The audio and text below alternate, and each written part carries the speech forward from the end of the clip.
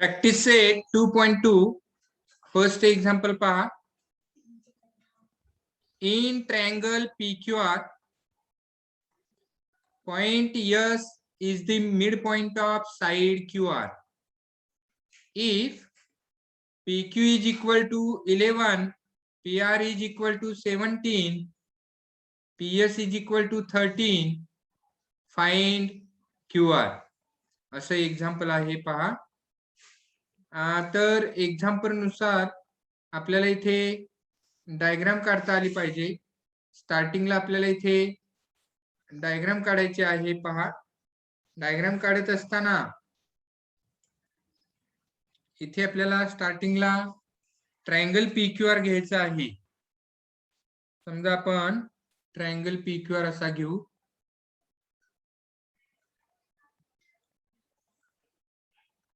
कसाही घेऊ शकता. याला आपण नेम देऊ. समजा हे P, Q and R. Then point S is midpoint of side QR म्हटलेलं आहे. तर इथे आपल्याला मिड पॉइंट घ्यायचा आहे यस. इकडचा पार्ट आणि इकडचा पार्ट इक्वल आहे सेगमेंटचा, तो दाखवलेला आहे. आता आपण हे जॉईन करू शकतो. हे जॉईन करू हे असं. ओके, डायग्राम तयार झालेली आहे. आता याच्यामध्ये आपण मेजरमेंट भरायचे आहेत पहा. मेजरमेंट कशी दिलेली आहेत तर इथे PQ दिलेला आहे 11, PS दिलेला आहे 13 आणि PR दिलेला आहे 17. पहा, माहिती भरलेली आहे. तर आता इथे आपल्याला शोधायचं आहे QR शोधायचा असेल तर QS किंवा SR शोधलं तरी चालतं. त्याचा ट्वाइस केला की आपल्याला QR मिळणार आहेत. ओके. आता आपल्याला इथे लक्षात येते मीडियन दिलेली आहे ट्रायंगलची, म्हणजे आपण अपोलोनियस थेरम यूज करू शकतो. तर त्यासाठी आवश्यक असणार लिहायचं आहे in triangle PQR, in triangle PQR segment PS is the median. Segment PS is the median. आता मीडियन हे सांगितलं म्हटल्यानंतर मग आपण आता अपोलोनियस थेरम यूज करू शकतो. Therefore by Apollonius theorem, by Apollonius theorem नुसार काय होईल पहा. या साइडचा स्क्वेअर प्लस या साइडचा स्क्वेअर इज इक्वल टू 2 मीडियनचा स्क्वेअर प्लस 2 QS चा स्क्वेअर किंवा SR चा स्क्वेअर. ओके, पहा आता इथे लिहायचे आहे PQ square plus PR square is equal to 2PS square plus 2QS square. आता आपल्याला इथे व्हॅल्यू सबस्टिट्यूट करायच्या आहेत. पहा आता व्हॅल्यू कशा सबस्टिट्यूट करायच्या आहेत. आपण नेक्स्ट पार्ट पुढे लिहू. आता व्हॅल्यू सबस्टिट्यूट केल्यानंतरची स्टेप आपल्याला काय मिळते पहा. PQ ची व्हॅल्यू आहे इकडे 11, त्यामुळं therefore 11 स्क्वेअर प्लस PR ची व्हॅल्यू पहा 17 आहे.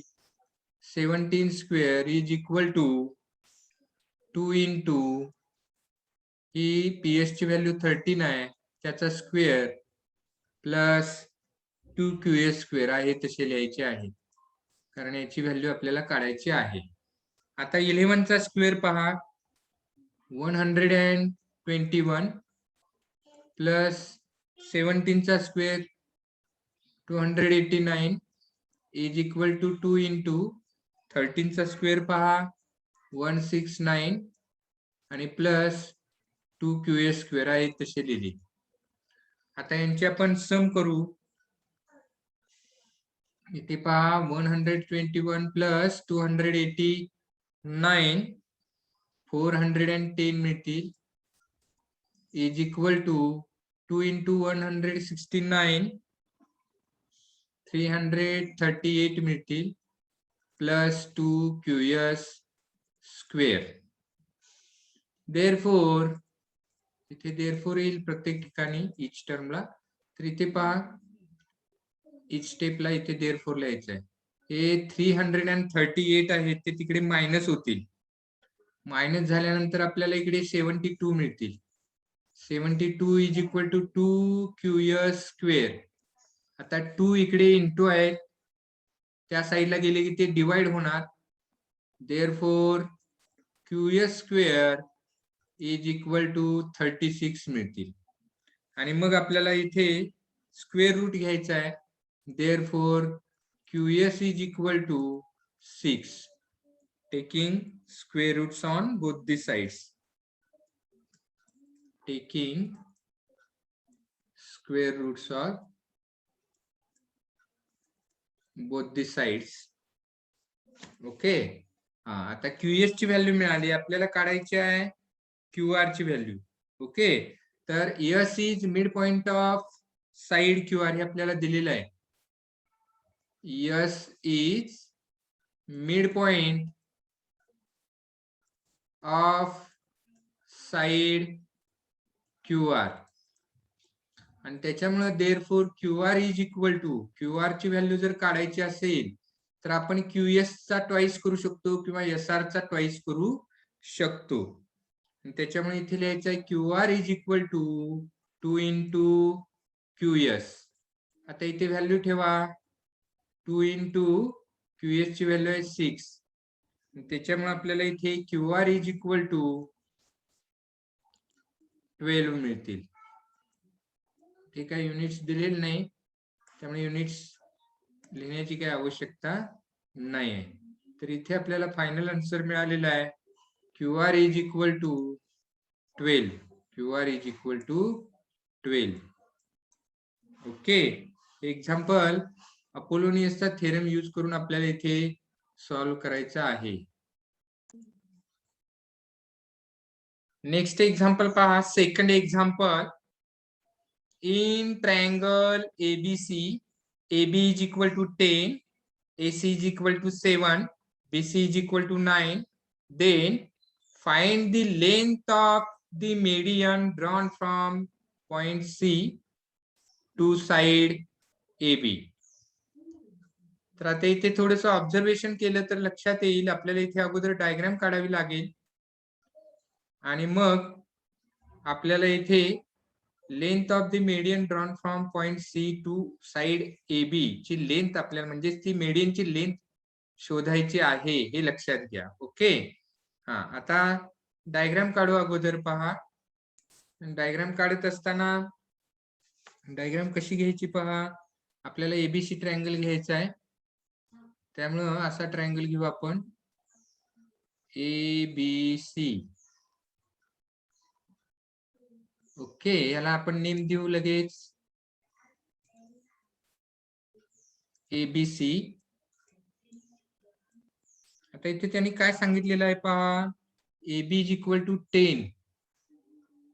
AB आपल्याला इथे 10 दिलेला आहे. Then AC is equal to 7, BC is equal to 9 आणि find the length of the median drawn from point C to the AB. C तून AB वर आपल्याला इथे मीडियन काढायचे आहे म्हणजे हा मिड पॉइंट घेतला आपण इथे. दोन्हीकडचा इक्वल पार्ट असतो. तर आता पहा इथे काहीतरी नेम द्यायला पाहिजे आपण. इथे D देऊ. ओके. आणि हे जॉईन करू म्हणजे मीडियन आपल्याला मिळेल. CD जॉईन करतो तर ही झाली मीडियन ज्याची आपल्याला लेंथ शोधायची आहे. ओके. आता आपल्याला स्टार्ट कुठून करावं लागेल पहा. हे टोटल एबी दिलेलं आहे 10 आणि इथे आपल्या लक्षात येते मेडियन दिलेले आहे. अपोलोनियस थेरम आपल्याला यूज करायचा आहे हे आपल्या लक्षात येते. पण आपल्याला इथे एडीची किंवा डीबीची व्हॅल्यू शोधावी लागेल. एबी और डीबीची व्हॅल्यू शोधावी लागेल आणि तर आपल्याला इथे अपोलोनियस थेरम वापरून या मेडियनची व्हॅल्यू काढता येईल. तर आपल्याला इथे आपण जी मेडियन घेतलेली आहे ते सांगावं लागेल. इथे late CD be the median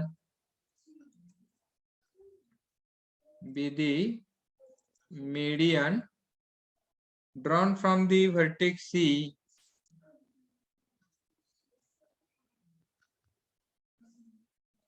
drawn from vertex C किंवा point C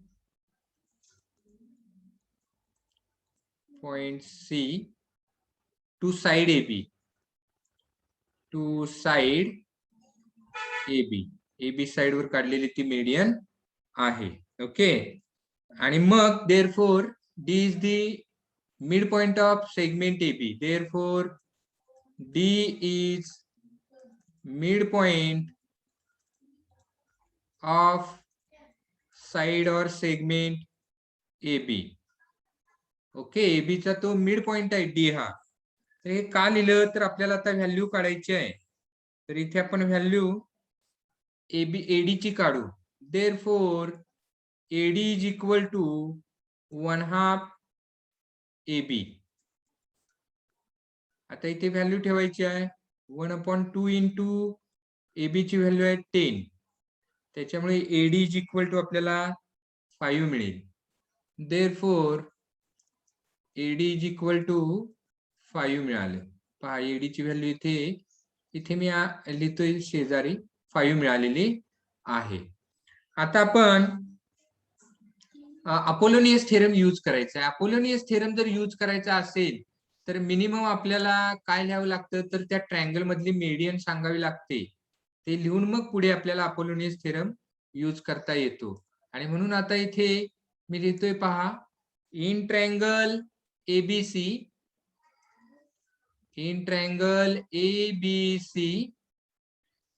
segment CD is the median. Segment CD is the median. Segment CD ही मेडियन आहे आणि म्हणून मग आता by Apollonius theorem therefore by Apollonius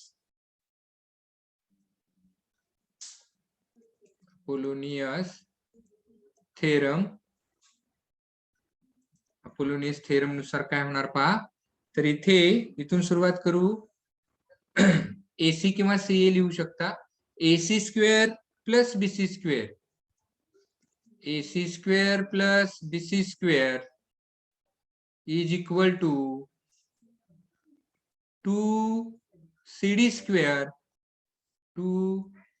square हा median आहे CD लक्षात घ्या आणि प्लस 2AD स्क्वेअर घेऊ आपण 2AD स्क्वेअर. हा आता इथे व्हॅल्यू ठेवायची आहे. AC ची व्हॅल्यू पहा 7 आहे.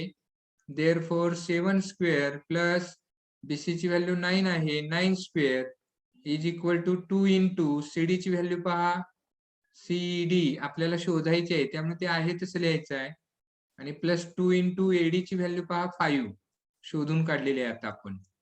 आता हे सिम्प्लिफाय करायचं. therefore 7 चा स्क्वेअर 49 प्लस 9 चा square 81 is equal to 2CD square plus इथे पहा 5 चा स्क्वेअर 25 इंटू 2 50 होतील. आता इथे आपण प्लस करू. प्लस केल्यानंतर काय होतात पहा 9 plus 1 10 carry 1 130 is equal to 2CD square plus 50. आता हे 50 इकडे मायनस करा मायनस केल्यानंतर किती येतील पहा, 80 is equal to 2CD square. आता हे 2 इकडे डिवाइड करा, इथे देअरफॉर येईल इच स्टेपला CD square is equal to 2 ने इकडे डिवाइड करा 40. काय येणार आहे 40. CD स्क्वेअर ची व्हॅल्यू झाली. आता आपल्याला CD ची व्हॅल्यू काढायची आहे. तर taking square roots on both the sides we get CD is equal to root 40. Taking square roots.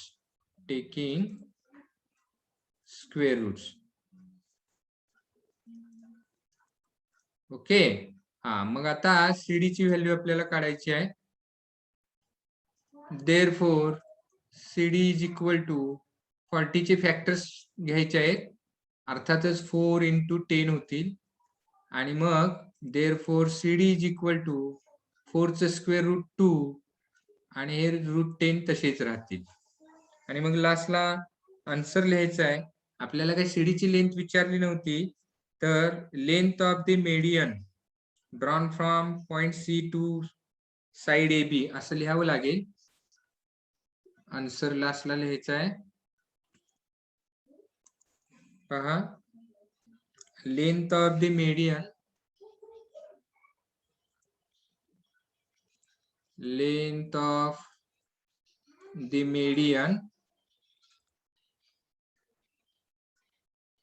drawn from point C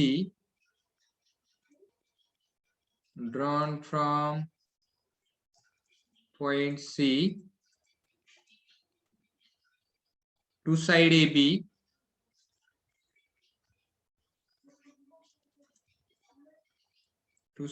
AB is 2 root 10. याला काही युनिट्स द्यायची गरज नाही, त्याने दिलेलं नाही. ओके. हा, तर इथे आपण हा नेक्स्ट पार्ट सॉल्व्ह केलेला आहे. थोडा पार्ट सेपरेट करतो, नाहीतर समजणार नाही. हा लास्टचा पार्ट आहे, लक्षात घ्या. ओके.